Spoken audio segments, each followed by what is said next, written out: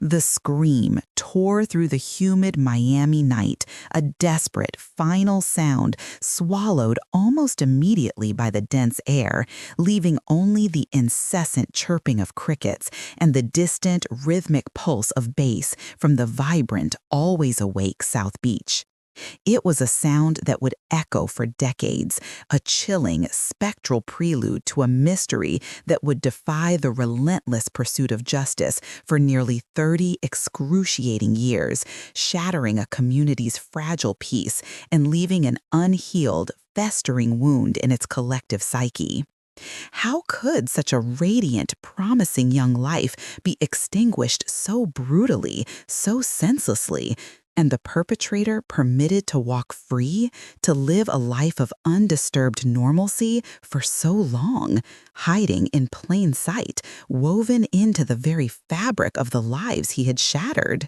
Tonight, we delve into the harrowing cold case of Sarah Jenkins, a story originating from Miami, Florida in 1992, where an unimaginable act of violence went meticulously unsolved for generations, only to be cracked in the most unexpected, most gut-wrenching way possible, leaving the entire Black community utterly stunned by an arrest that no one, not in their wildest nightmares, could have ever predicted.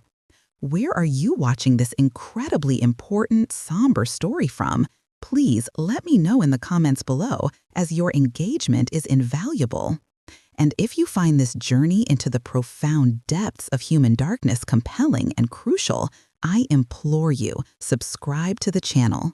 Your unwavering support helps us bring more untold, harrowing stories like Sarah's to light, ensuring their echoes of injustice and eventual truth are never truly silenced, never consigned to oblivion. Miami, Florida, 1992. The city itself, a shimmering tapestry woven with sunlight and salt water, pulsed with a captivating, almost feverish tropical rhythm. Beneath its postcard-perfect, sun-kissed exterior, Miami was a vibrant, sprawling melting pot of cultures, a complex, often contradictory tapestry of lives, interwoven with boundless dreams and persistent, grinding struggles. In the heart of Liberty City, a neighborhood deeply steeped in the rich, often painful narratives of the African American experience, lived Sarah Jenkins. She was not merely a name in a police file. She was a vibrant, undeniable force of nature, a radiant 20-year-old woman with eyes that sparkled with an almost luminous intelligence and an unshakable, fierce ambition. Sarah was a diligent, exceptional third-year student at Florida A&M University, majoring in business administration, driven by an almost palpable internal fire, a fierce, unyielding desire to not only elevate herself from her humble beginnings, but to uplift and secure the future of her entire beloved family. Her laughter was infectious, a melodic cascade that could chase away shadows.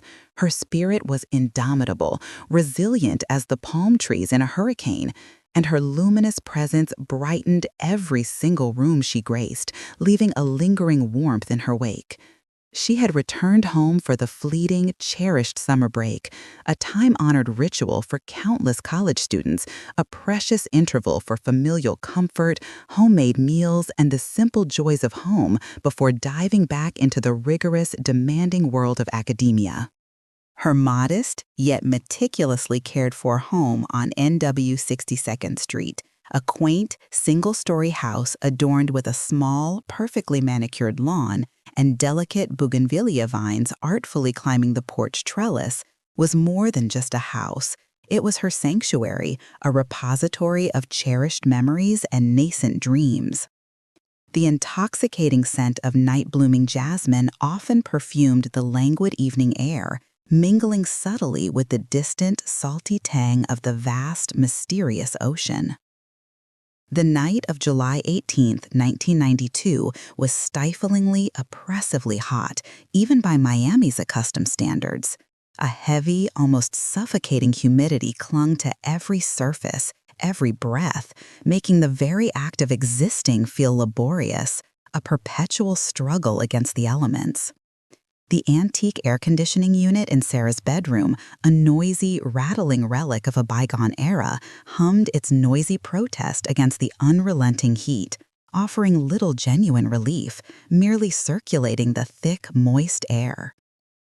Sarah had spent the early evening hours with her best friend, Keisha, at the local Blue Plate Diner, a beloved neighborhood institution where the aroma of coffee and fried food perpetually hung in the air. Their conversation flowed effortlessly, punctuated by easy laughter and shared secrets, as they discussed their intricate plans for the upcoming fall semester, giggling over inside jokes only they understood, and outlining with meticulous detail their audacious dreams for post-graduation life, lives they envisioned intertwined and successful.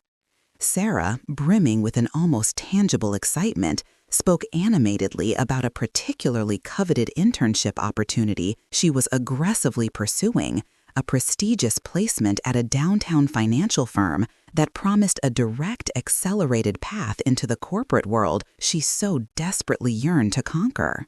Her unwavering determination was palpable, almost a physical entity in the diner's harsh fluorescent glow.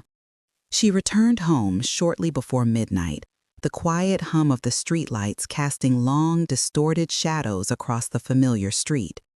The house, usually bustling with the lively Jenkins family, was now a portrait of peaceful slumber. Her mother, Eleanor, a woman whose strength was forged in the crucible of life's countless adversities, but whose spirit was undeniably softened by the burgeoning successes of her beloved children, was already deep in the comforting embrace of sleep, her light, rhythmic snoring a familiar, almost cherished comfort emanating from the master bedroom down the short hallway. Her younger brother, Michael, then a gangly 16-year-old, was also lost in the profound depths of adolescent sleep, his bedroom door slightly ajar, a silent, unsuspecting sentinel of innocent dreams. The entire house was quiet, save for the low, rhythmic thrum of the old refrigerator in the kitchen and the insistent, omnipresent chirping symphony of crickets and unseen nocturnal creatures outside. Sarah, meticulously habitual in her ways, locked the sturdy front door, double-checked the latches on every window, a small automatic routine born of years of urban caution, a ritual that had always, until this night, provided a reassuring sense of security. She indulged in a quick, cool shower, the cascading water offering a fleeting, blissful respite from the clinging, oppressive heat, leaving her skin tingling and refreshed. Then, dressed in a light, simple nightgown, she settled into her comfortable bed, the soft, warm glow of her bedside lamp illuminating the pages of a textbook for an upcoming summer course, her brilliant mind already racing with intricate ideas and ambitious plans. The profound silence of the house was absolute, broken only by the chirping symphony outside and the rhythmic, labored sigh of her old, rattling window unit air conditioner, stubbornly fighting against the encroaching heat. Then the world tilted, violently and irrevocably. A sudden, jarring crash from downstairs, not a subtle, innocent creak of old wood, but a violent, unmistakable sound of splintering timber, followed almost immediately by the muffled thud of a heavy object. Sarah froze, her entire being seized by an icy, paralyzing terror, her heart leaping into her throat, a wild bird frantically beating against its cage, a cold, alien dread washing over her despite the oppressive, stifling heat. She strained her ears, listening intently, every nerve ending screaming with hyper-awareness. She heard muffled footsteps, heavy and deliberate, moving with slow, predatory intent through the living room. They were accompanied by the distinct, chilling clinking of metal, a sound that spoke not of innocent objects, but of tools, of ill intent, of illicit purpose. The scrape of something being dragged, heavy and resistant, further amplified her rising panic. Her mind, usually so clear, so analytical, raced in a desperate, frantic scramble for understanding, grappling with the impossible, horrifying reality. Burglars? In their home? The sanctity of her sanctuary, the inviolability of her family's haven, was being savagely violated. A primal instinct, born of an overwhelming, fierce protectiveness for her sleeping mother and brother, propelled her from her bed. Her wide, terrified eyes scanned the room, landing on the heavy, ornate antique brass lamp on her nightstand. Its cold, metallic weight felt oddly, surprisingly reassuring in her trembling hand as she crept with painstaking slowness towards her bedroom door, her senses hyper-alert, every fiber of her being screaming with an almost unbearable terror and a desperate, rising courage. What transpired in the next horrifying, unfathomable minutes would forever etch itself into the very memory of that house, leaving an indelible crimson stain on its soul. Authorities would later, through meticulous forensic reconstruction and the agonizing testimonies of devastated family, piece together a scene of desperate courage and unspeakable, monstrous brutality. Sarah, driven by a fierce, unyielding love for her family and an innate, almost defiant refusal to yield to fear, had descended the creaking stairs, confronting the intruder or intruders head-on in the dim, oppressive darkness of the living room. That space, once a haven of shared laughter and quiet evenings, became a brutal, terrifying battleground. Furniture was violently overturned, chairs sent skittering across the polished floor. Cherished ceramic figurines, fragile family heirlooms, lay shattered in 1,000 pieces on the rug, their porcelain fragments glinting malevolently, cruelly, in the dim, encroaching light of the nascent dawn. Dark, viscous smears, disturbingly reddish-brown, marred the pale yellow walls, silent, horrifying testaments to a ferocious, desperate struggle. The heavy brass lamp, her chosen improvised weapon, was found bent, dented, and discarded near the doorway, a mute, battered witness to her valiant but ultimately futile fight for life. It was undeniably clear she fought with every ounce of her formidable, youthful strength, her cries muffled, her desperate pleas for mercy swallowed by the thick walls and the oppressive, humid night air. The final, agonizing scream that tore from her throat was cut short, abruptly, brutally silenced, leaving behind an echoing void, a vacuum of horror. The subsequent silence that descended upon the house was not peaceful. It was heavy, profound, pregnant with unspeakable horror, punctuated only by the distant, mournful wail of an ambulance siren from a faraway street, a sound of aid that would never, tragically, reach her. It was an unnatural, oppressive quiet that finally, belatedly, roused Eleanor Jenkins from the profound depths of her sleep. The usual morning symphony, the comforting clatter of Sarah's coffee mug against the kitchen counter, the soft murmur of the morning news filtering from the living room, was conspicuously, disturbingly absent. A premonition, cold and sharp as a shard of ice, pierced through Eleanor's drowsy fog, sending a shiver of dread down her spine. Stepping out of her bedroom, her heart gave a sickening, nauseating lurch. The sturdy front door, usually secured with multiple locks, stood slightly ajar, a thin sliver of pre-dawn light, cold and indifferent, slicing through the oppressive darkness of the hallway. Her breath hitched, catching painfully in her throat, refusing to escape. Then she saw it, the disarray in the living room, the violently overturned armchair, the glint of broken porcelain, and a dark, sticky patch on the rug that looked ominously like spilled wine, yet somehow sickeningly wrong. A wave of profound nausea, cold and acidic, washed over her. Her heart hammered against her ribs, a frantic, desperate drumbeat against the rising tide of absolute, unfathomable dread. She followed the trail of chaos, her eyes wide with mounting terror, her steps faltering until she reached Sarah's bedroom. The door, usually closed for privacy and modesty, was now ajar, revealing a scene of unimaginable, soul-shattering violence. There, amidst the wreckage, lay her daughter. Sarah Jenkins, her vibrant, ambitious, life-loving Sarah, lay terribly still, broken, brutalized, a testament to a monstrous, incomprehensible act of pure evil.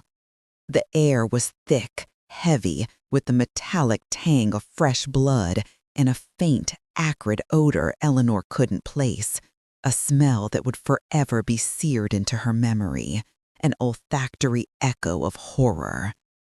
Her shriek, a raw, primal sound of agony and despair, tore through the pre-dawn quiet, a sound so profound it seemed to rip the very fabric of the morning, dragging Michael from his innocent sleep, irrevocably shattering their world into a million irreparable pieces.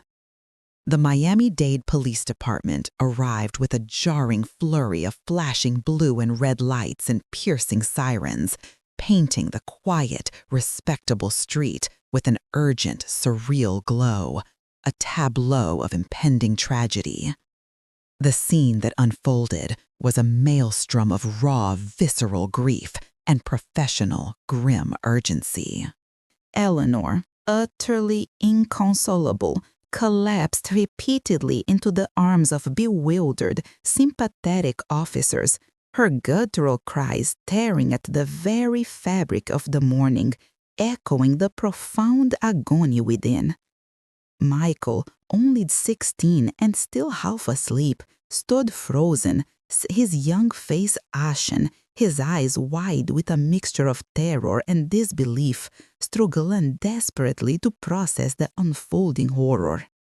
The house, once a haven of warmth, laughter, and familiar love, was now a desecrated tomb, its innocence irrevocably defiled, its very walls seeming to weep with sorrow. Detective Ricardo Sanchez, a man whose weary face bore the edged lines of decades spent bearing witness to humanity's darkest, most depraved corners, arrived with his dedicated team. His gaze was methodical, unblinking, his seasoned eyes immediately registering the profound, almost ritualistic violence of the scene. The attack on Sarah was not merely an act of robbery gone tragically wrong. It spoke of an almost pathological rage, a depravity that transcended simple greed, a personal vendetta, or an explosion of pure evil. Signs of a fierce, desperate struggle were everywhere, a tragic testament to Sarah's valiant final fight for life. The window latch in the living room, through which entry was definitively gained, was clearly, violently pried open, jagged splinters of wood confirming the forced entry.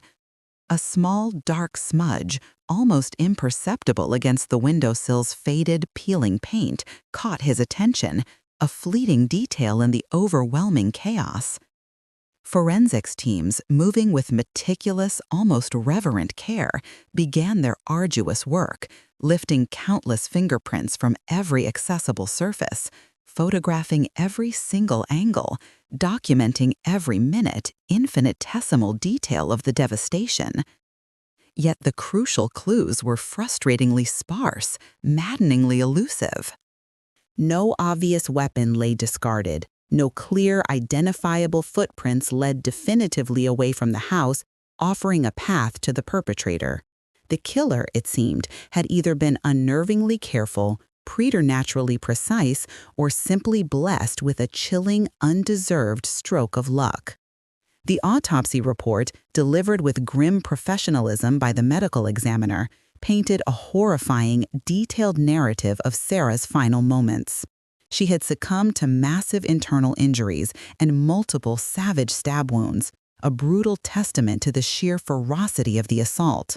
The medical examiner meticulously noted numerous defensive wounds on her arms, hands, and forearms, silent, eloquent witnesses to her valiant, desperate struggle for survival against an overwhelming, monstrous force.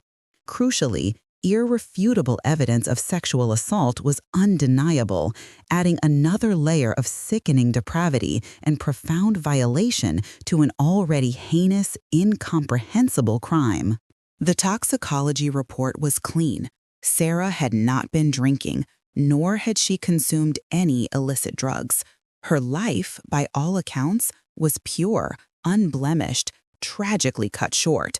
Her boundless potential, her bright future, extinguished in a single, monstrous, unforgivable act. Detective Sanchez and his dedicated team plunged headfirst into an investigation that quickly began to feel like sifting through endless grains of sand in search of a single elusive diamond. Eleanor, despite her profound, debilitating grief that threatened to consume her entirely, painstakingly tried to recall every minute detail from that fateful night, the exact time Sarah arrived home, the subsequent unsettling quiet that followed, her own deep, uninterrupted sleep. Michael, still trapped in a haze of shock and disbelief, his young mind struggling to comprehend the horror, could offer little beyond the searing, indelible memory of his mother's anguished screams tearing through the pre-dawn stillness. Neighbors were interviewed, their recollections fragmented, vague, mostly limited to the oppressive heat of the night and the general deceptive quietude of the street. No one, absolutely no one, had seen anything out of the ordinary.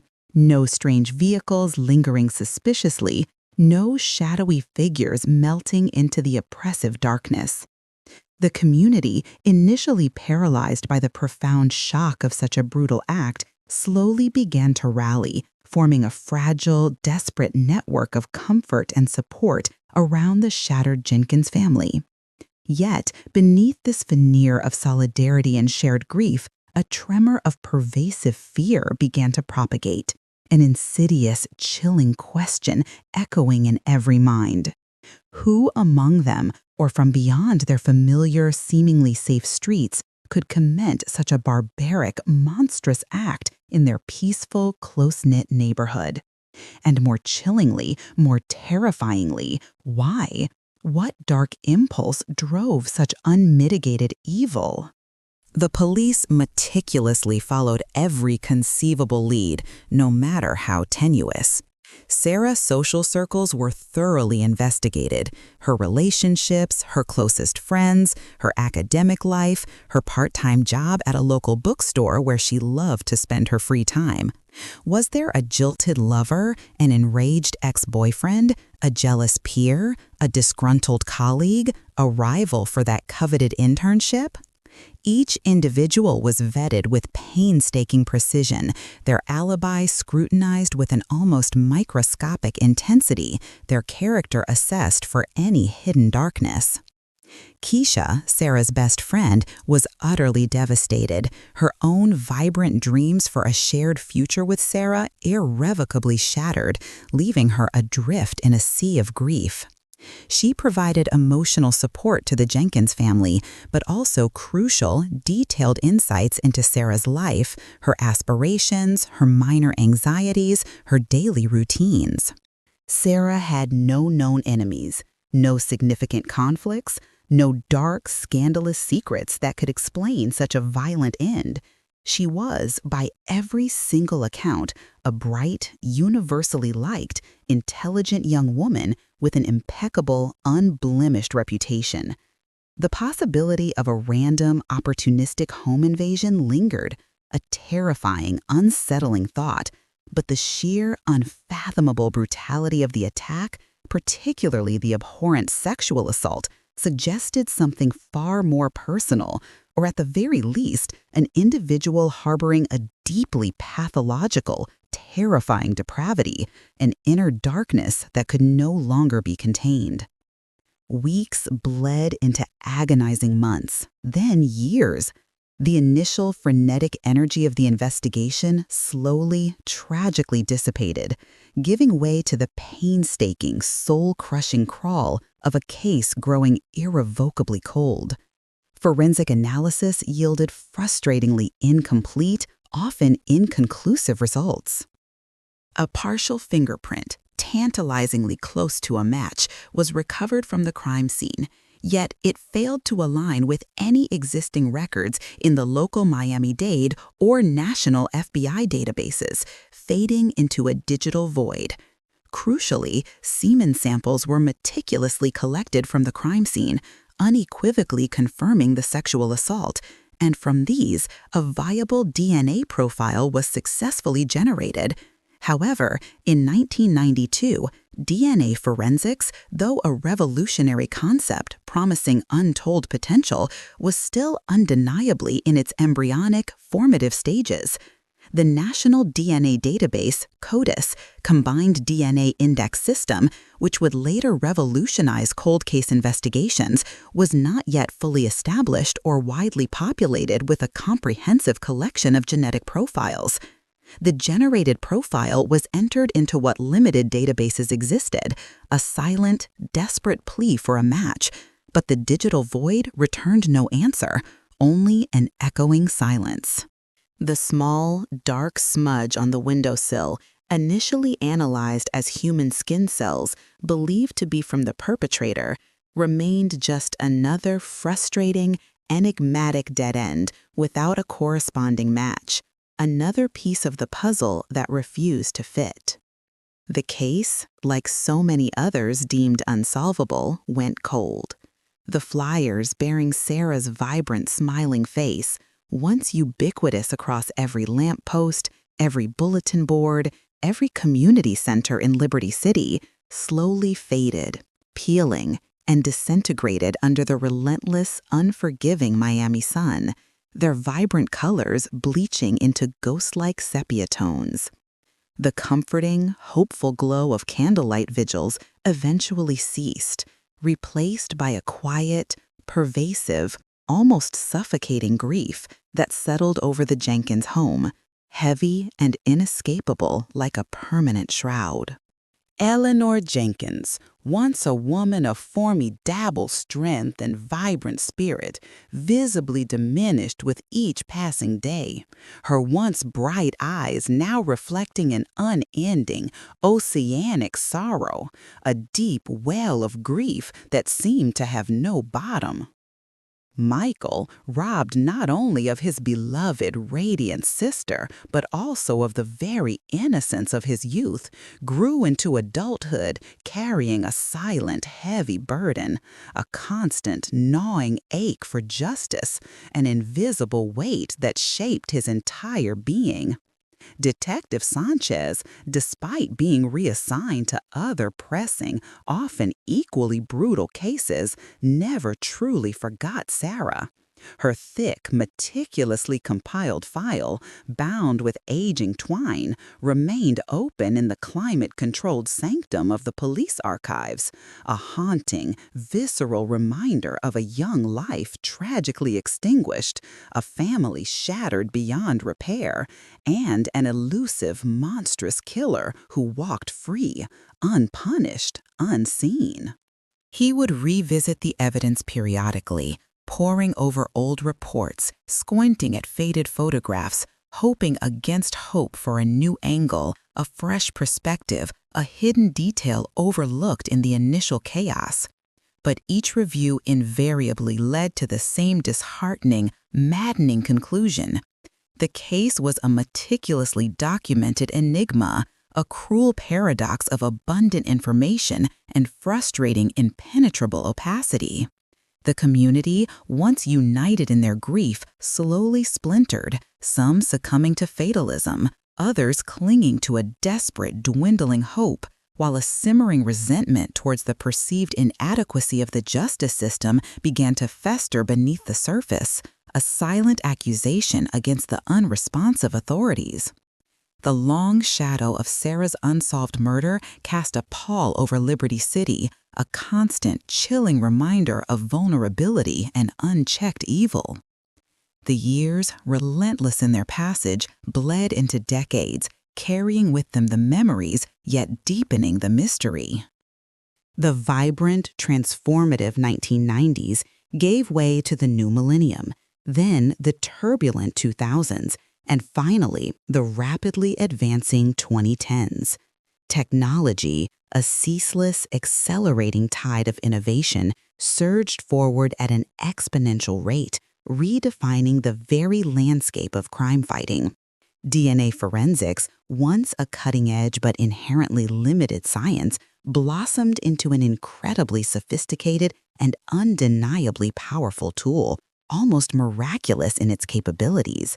National and international databases swelled with millions of genetic profiles, becoming vast, intricate digital repositories of humanity's unique genetic code, a silent library of identity. Revolutionary new techniques, such as forensic genetic genealogy, emerged from the scientific forefront, offering a groundbreaking, almost miraculous approach to solving seemingly intractable cold cases, breathing new life into forgotten tragedies. The Jenkins family, though their hope was tested daily by the cruel, relentless passage of time and the crushing weight of unanswered questions, never truly surrendered to despair.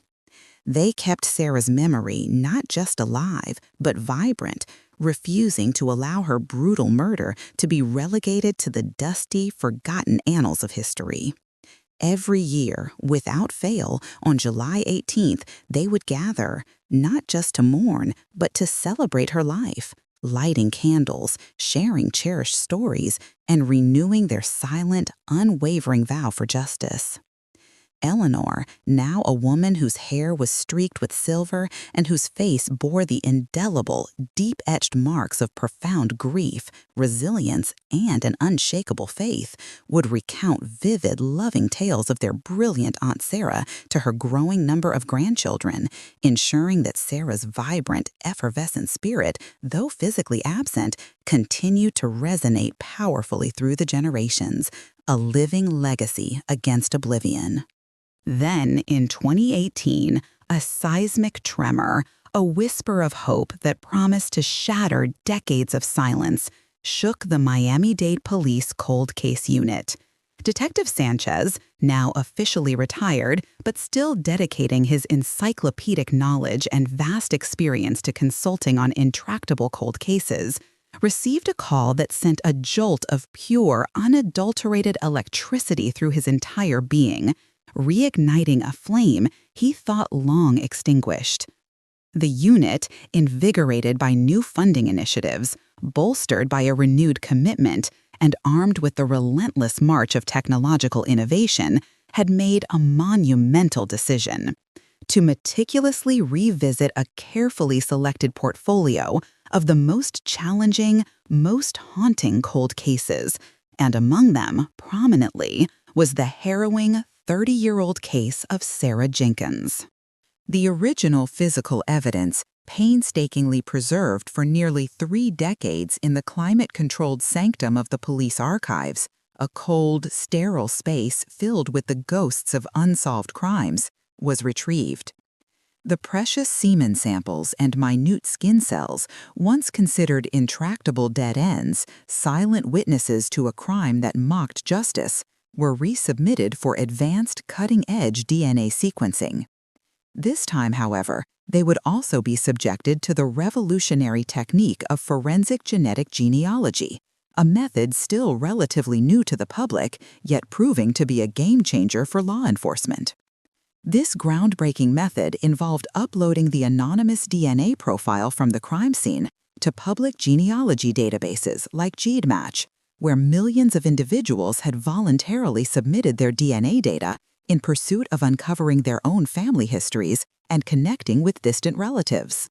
By identifying these distant genetic cousins of the perpetrator, highly specialized genetic genealogists could then embark on the arduous but often fruitful task of meticulously constructing expansive family trees, often spanning several generations, meticulously documenting every birth, death, and marriage. This intricate, painstaking process allowed them to painstakingly narrow down the sprawling pool of potential suspects, effectively transforming an intractable haystack into a manageable cluster of needles, bringing precision to what once seemed an impossible search.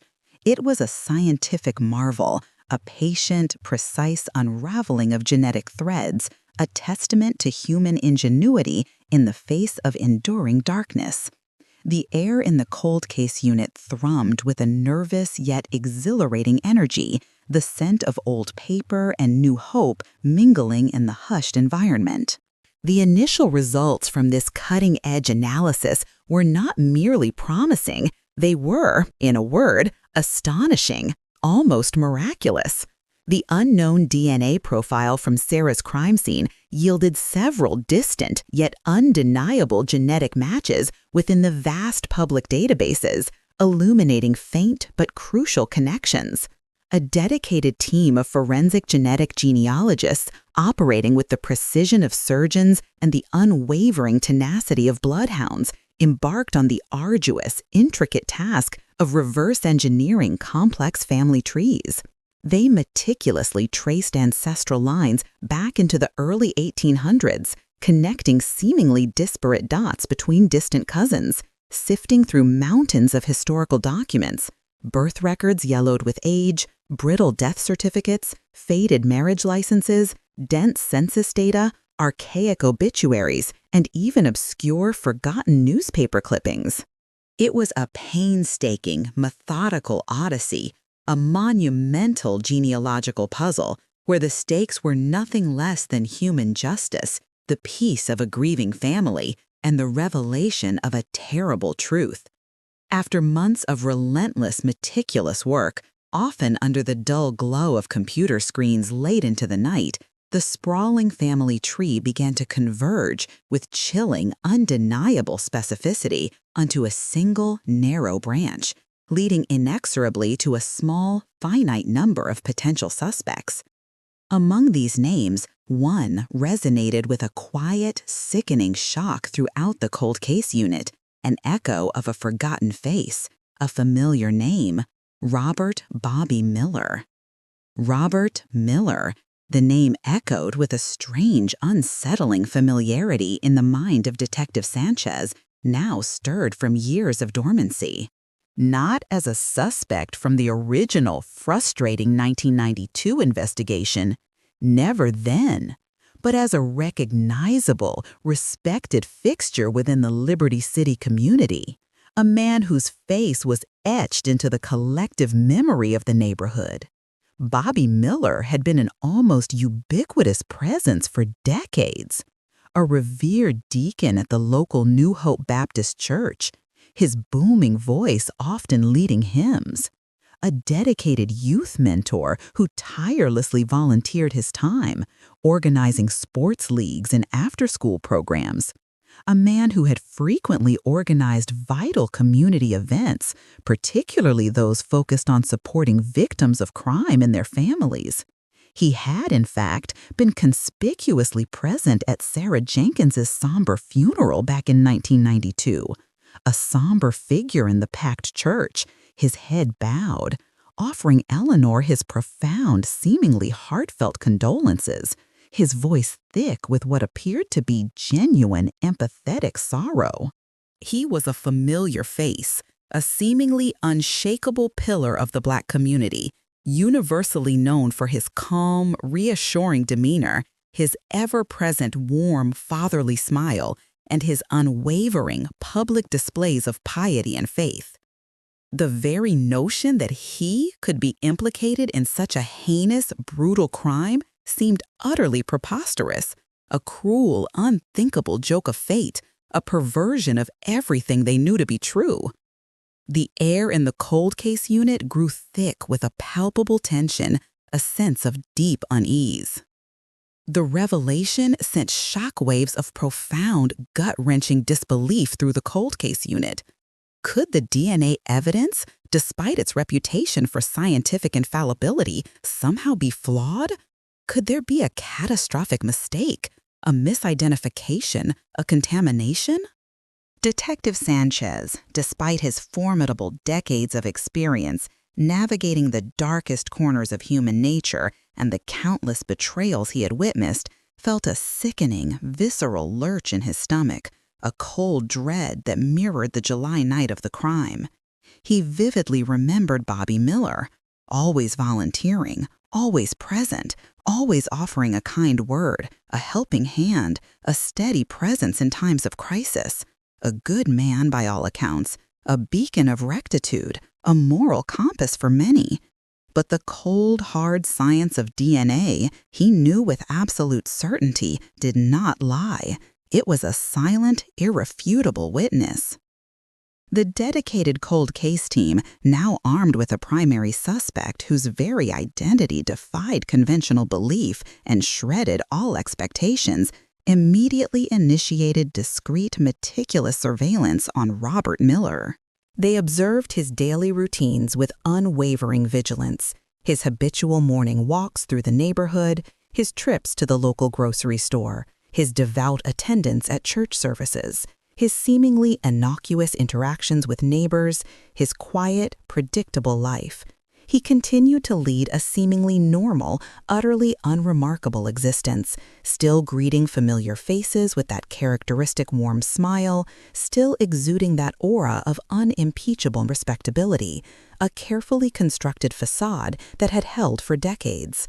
The stark, jarring contrast between this meticulously cultivated public persona and the horrific, monstrous crime he was now linked to was not merely jarring, it was profoundly, chillingly surreal, a testament to human duplicity. The immediate, imperative goal was to obtain a fresh DNA sample from Miller, discreetly, without raising any slightest suspicion, to definitively confirm the genetic match beyond any shadow of a doubt. The stark, jarring contrast between this meticulously cultivated public persona and the horrific, monstrous crime he was now linked to was not merely jarring, it was profoundly, chillingly surreal, a testament to human duplicity.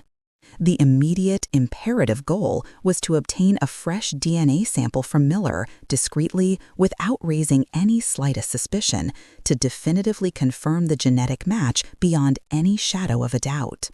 One sweltering afternoon, as Miller was casually leaving a bustling local coffee shop, he unthinkingly discarded a used coffee cup and a crumpled napkin into a public trash receptacle, a seemingly insignificant act of daily life. Detectives, acting with the swiftness and precision of trained operatives, moved in seamlessly, retrieving the discarded items within moments.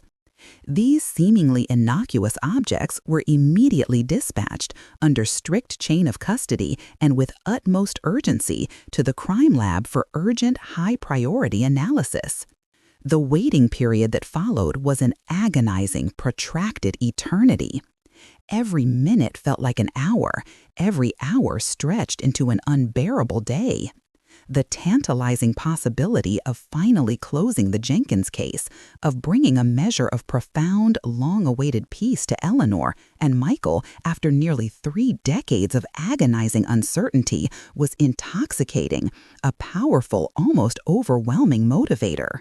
But the oppressive specter of potentially implicating a beloved, respected community figure in such a vile, unspeakable act was an immense, almost unbearable weight, a moral dilemma that weighed heavily on the investigators.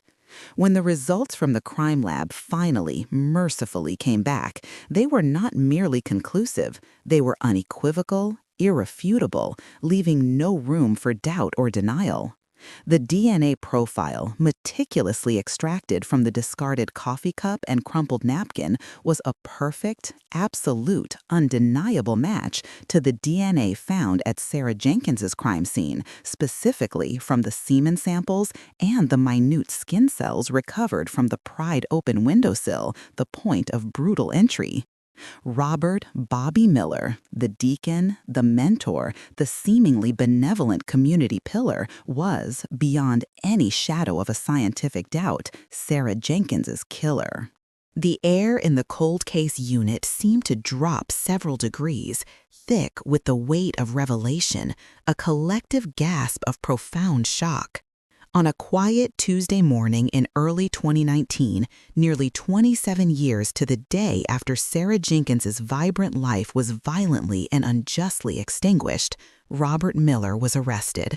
The scene itself unfolded without drama, almost anticlimactically, devoid of the expected struggles or denials.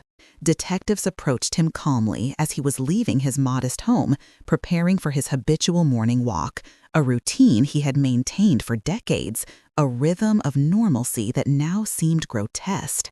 He was calm, almost unnervingly so, his composure holding firm even as he was informed of the grave charges that would irrevocably alter his existence. There was no struggle, no outburst of indignant denial, no dramatic flight, only a quiet, almost eerie resignation, a sudden, heavy silence. His face, usually characterized by a kindly, paternal warmth, a comforting smile, was now unreadable, a blank mask of suppressed emotion, his eyes veiled. As he was led away in handcuffs, the cold glint of steel reflecting the morning sun, several neighbors emerged from their porches, drawn by the unusual police presence, their faces a tableau of confusion, dawning horror, and profound, almost painful disbelief. They all knew Bobby Miller. They had shared meals with him, sought his counsel, respected his unwavering presence, trusted him with their children. This simply couldn't be happening. Their perception of reality had been irrevocably shattered. The news, when it finally broke, disseminated through Liberty City with the destructive force of a Category 5 hurricane, leaving a wide swath of emotional devastation and spiritual wreckage in its wake. The headline, stark and uncompromising across every local news outlet: Miami, Florida, 1992, cold case solved. Black community stunned by arrest, reverberated through every household, every church, every barbershop, every corner store, every whispered conversation.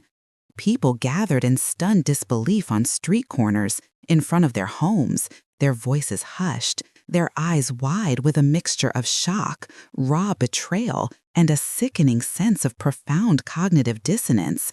How could Deacon Miller, the man who had preached compassion, forgiveness, and community from the pulpit for decades, who had tirelessly mentored their children with unwavering patience and gentle wisdom, who had stood shoulder to shoulder with them, grieving openly for Sarah Jenkins as if she were his own, be capable of such barbarity, such monstrous depravity? The community grappled with the agonizing impossibility of reconciling the cherished image of the beloved church leader with the horrifying reality of a brutal murderer and rapist. It was a psychological torment, a shattering of trust so fundamental that it caused profound, debilitating emotional pain, fracturing the very foundation of their collective identity, leaving behind a wound that festered with unanswered questions and profound disillusionment. The air in Liberty City was thick with a heavy, pervasive sense of violation and spiritual sickness. Eleanor Jenkins received the news with a strange, unsettling mixture of overwhelming, almost dizzying relief and a renewed, searing anguish that cut even deeper than the initial wound. Relief, profound and almost intoxicating, that justice, after 3 agonizing decades of an unrelenting, soul-crushing wait, was finally, irrevocably coming for her beloved daughter. But also a fresh wave of anguish, sharper, more insidious, and perhaps even more devastating than the initial grief, knowing that the monster responsible for her daughter's mutilation had been hiding in plain sight for so long. A wolf meticulously cloaked in sheep's clothing, a viper nestled in their unsuspecting bosom. He had even, with unimaginable audacity, offered her his solemn condolences, had looked her in the eye with feigned sorrow, had joined in their communal prayers for justice. The depth of this betrayal, the sheer unimaginable audacity of his deception, cut deeper than the initial crime itself, perhaps even more than the raw primal loss of Sarah. To think that the killer, the perpetrator of such unspeakable evil, had walked among them, had sat in the very same church pews, had smiled and nodded, had offered comfort and prayer, had listened to their shared grief, all while harboring the unspeakable, monstrous secret of her daughter's brutal murder, all while knowing that he was the cold, calculating architect of her unending sorrow and their family's perpetual, agonizing pain, was an unbearable weight, a spiritual defilement that tainted everything. Michael, now a man whose own life had been indelibly marked by the trauma of his sister's death, finally wept tears he hadn't shed in decades, tears of incandescent anger, of profound aching sorrow, but also, crucially, tears of a profound, albeit painful closure. The knowledge, however devastating, was a heavy, albeit bitter, balm for wounds that had refused to heal. The precise motive for Robert Miller's unspeakable act remained stubbornly elusive, a dark, fathomless chasm that even Miller himself, in his stoic silence, seemed unwilling or perhaps genuinely unable to fully articulate or explain. During the intense, prolonged interrogations conducted in cold, sterile rooms, he maintained a stoic, almost impenetrable silence, his face a mask of unrevealing composure, occasionally offering vague, self-pitying statements about his own unfulfilled struggles or perceived injustices, but never, not once, a full confession, never a lucid, coherent explanation for the heinous, inexplicable act that had shattered so many lives. The police theorized a scenario of a botched robbery, perhaps planned impulsively, that, under some twisted internal impulse, had brutally escalated into something far more sinister, fueled by a sudden, terrifying opportunity and a deeply hidden, festering depravity that had finally broken through its carefully constructed dam. Miller's financial records from the early 1990s did indeed show intermittent periods of significant instability and mounting debt, lending some quantifiable credence to a potential motive for burglary, a desperate act driven by financial duress. However, the additional, horrific layers of sexual assault and the extreme, almost ritualistic violence inflicted upon Sarah pointed unequivocally to something far beyond mere monetary greed or a simple robbery gone wrong. Was it a sudden, uncontrollable surge of impulse, a moment of profound, unbridled rage that found its horrific outlet in Sarah's innocent presence? Or was it a deeply buried, pathological darkness that had finally erupted, consuming everything and everyone in its path, a monstrous entity that had quietly simmered beneath a respectable facade for decades? The terrifying truth, perhaps, was locked away irrevocably in the darkest, most inaccessible corners of Miller's twisted, impenetrable mind, a secret he would undoubtedly take with him to his grave, or to the grim confines of his prison cell, steadfastly refusing to release it into the cleansing, unforgiving light of understanding, denying his victims even that small solace.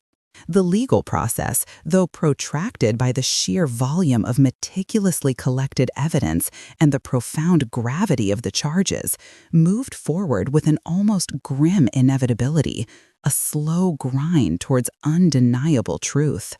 Miller was formally indicted on multiple counts, including first-degree murder, aggravated sexual battery, and armed burglary. The prosecution's case was overwhelming, a tidal wave of irrefutable evidence, primarily spearheaded by the unimpeachable, absolute DNA match. But the DNA evidence, Powerful as it was also powerfully corroborated by a myriad of subtle, previously overlooked details from the original crime scene that now, viewed through the chilling lens of Miller's identity, made horrifying, undeniable sense, illuminating what was once obscured. A distinctive brand of shoe print, deeply imprinted in the soft soil near the pried open window, initially unmatchable in 1992 due to limited databases and forensic techniques, was now definitively linked to a specific, unique shoe model that Miller was known to wear during that precise period. A small brass button, barely noticeable amidst the chaos, found tragically tangled in Sarah's hair, initially believed to be from her own clothing and dismissed as irrelevant, was later meticulously identified as unequivocally matching a jacket that Miller demonstrably owned and frequently wore during the early 90s, a chilling, silent witness to his presence. These seemingly disparate, once inconsequential details, previously isolated fragments in a bewildering, unsolvable puzzle, now coalesced into a seamless, damning, and utterly inescapable narrative of guilt, forming an unassailable wall of truth around him. The subsequent trial, despite its profound emotional weight and the raw grief that permeated the courtroom, was relatively brief, the outcome almost predetermined by the overwhelming, irrefutable scientific evidence. Robert Miller was found guilty on all counts, his carefully constructed life of decades of deception utterly dismantled, his respectable facade irrevocably shattered. He received multiple consecutive life sentences, ensuring with absolute certainty that he would spend the remainder of his natural days behind cold, unyielding bars, irrevocably stripped of his meticulously cultivated facade of respectability, his false piety exposed for the grotesque, hypocritical sham it was.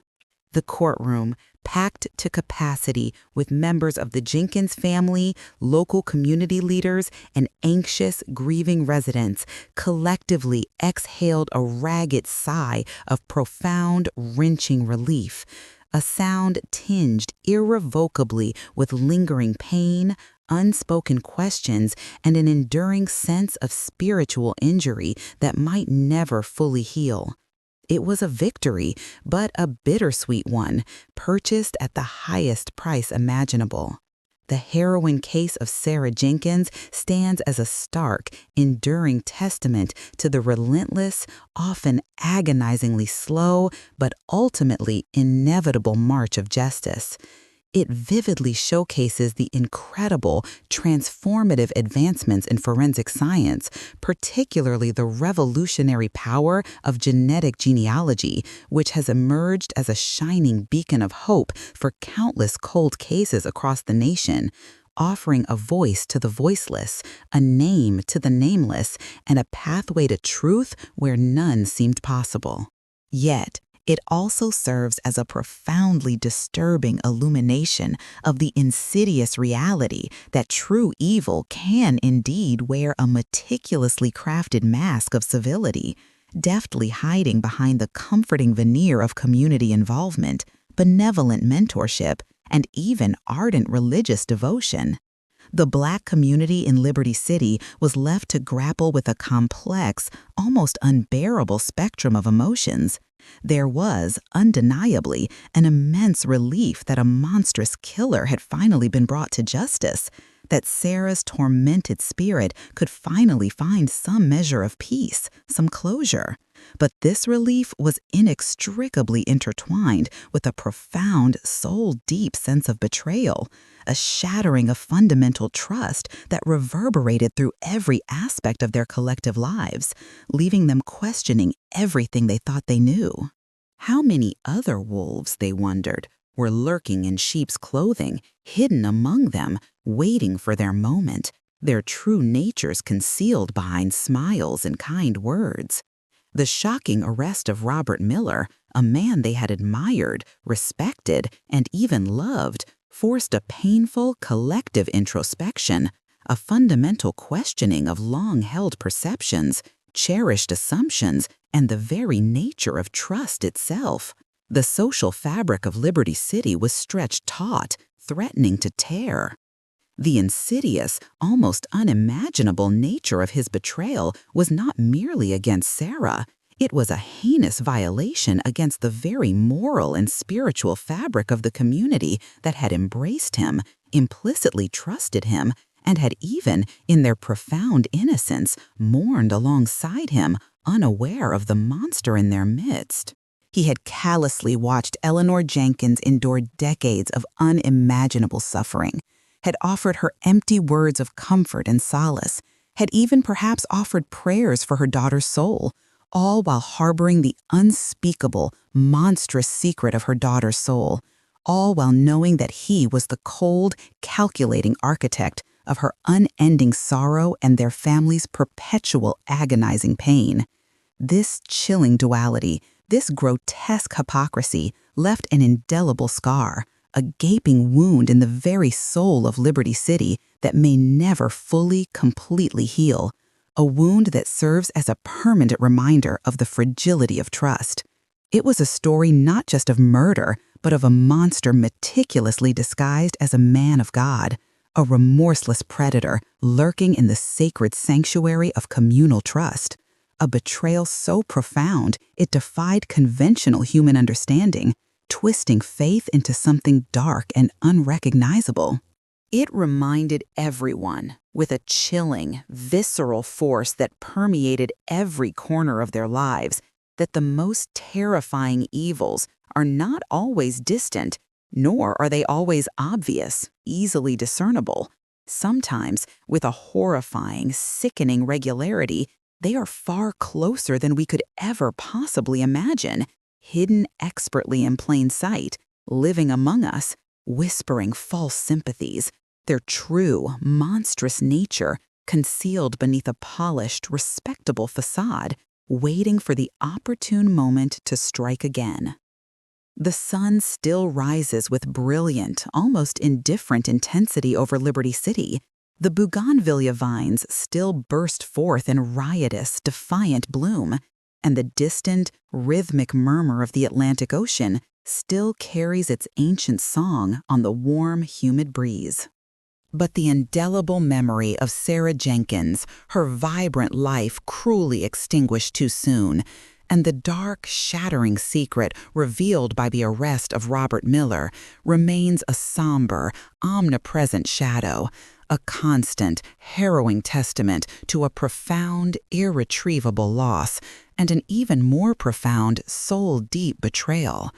The echoes of that suffocatingly humid Miami night, once filled with Sarah's desperate final scream, now resonate with the chilling, heavy silence of a monster finally unmasked, his true, horrifying face revealed in the unforgiving, brilliant light of forensic science and long-delayed, hard-won justice. And you, the viewer, what do you truly believe happened that night? Do you think the full truth of Robert Miller's motives will ever surface, or is it destined to remain locked away in the darkest recesses of his mind, another chilling enigma in a case steeped in profound betrayal? The possibility that some mysteries are never fully solved, that shadows can persist even after the light of truth has dawned, is a haunting reflection that forces us to question the very nature of human evil.